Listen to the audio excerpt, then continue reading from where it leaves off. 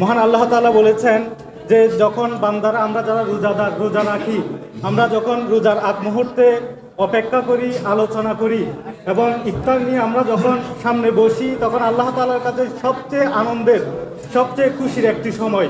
সুতরাং এই সময়ে আমরা এসেছি এবং আমাদের জন্য যারা রোজাদার আছে, রোজাদারের জন্য সবচেয়ে খুশির সময় হচ্ছে ইফতারের আগ মুহূর্তে।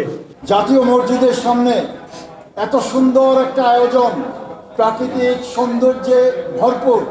আমার ভাই সরোয়ার ভাই সত্যি একটা যুগশ্রেষ্ঠ আয়োজন করেছেন এবং আপনাদের এই যে উপস্থিতি জানান দিয়েছে যে সরোয়ার ভাইয়ের প্রতি, ইসলামী সমন্বয় পরিষদের প্রতি আপনাদের যে ভাবাবেগ। সংযমের মাস এই রমজান মাস, ত্যাগের মাস রমজান মাস, এই মাসের সিয়াম সাধনা করে আমরা সেগুলি সংগ্রহ করতে পারি। রমজান আমাদেরকে শিক্ষা দেয় সংযম, ত্যাগ, মানসিকতা নিয়ে একে অপরের প্রতি ভ্রাতৃত্ববোধ, মূল্যবোধ এবং মূল্যবোধের অবক্ষয় রোধ করে মানবিক পরিমণ্ডল বিনির্মাণের শিক্ষা দেয়। আজকে আপনাদের কাছে আমি বিনীত অনুরোধ করব, আপনারা যারা বাংলাদেশ ইসলামী সমন্বয় পরিষদের নেতৃবৃন্দরা রয়েছেন, ইফতার করছেন, আপনারা যেখানে থাকেন না কেন মানুষকে ইফতার করাতে সহযোগিতা করবেন।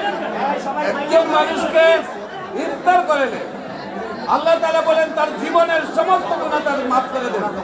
এমনকি শুধু তাই নয়, সে যদি জাহান্নামী হয়ে থাকে তার জাহান্নাম থেকে নাম রেখে দেয়, জান্নাতবাসী হিসাবে তাকে ঘোষণা করে।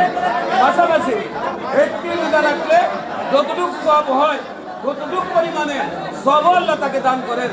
এত বড় সওয়াবের কাজ আল্লাহ রমজানের মধ্যে দান করেন, তা কল্পনা করা যায় না। তাই আমি বলবো ইসলামী সমন্বয় পরিষদের প্রত্যেকটা নেতৃবৃন্দকে, যে যেখানেই থাকেন, রাস্তাঘাটে, হাটে মাঠে যাকেই পান, একটু ইফতার করার সুযোগ দিবেন।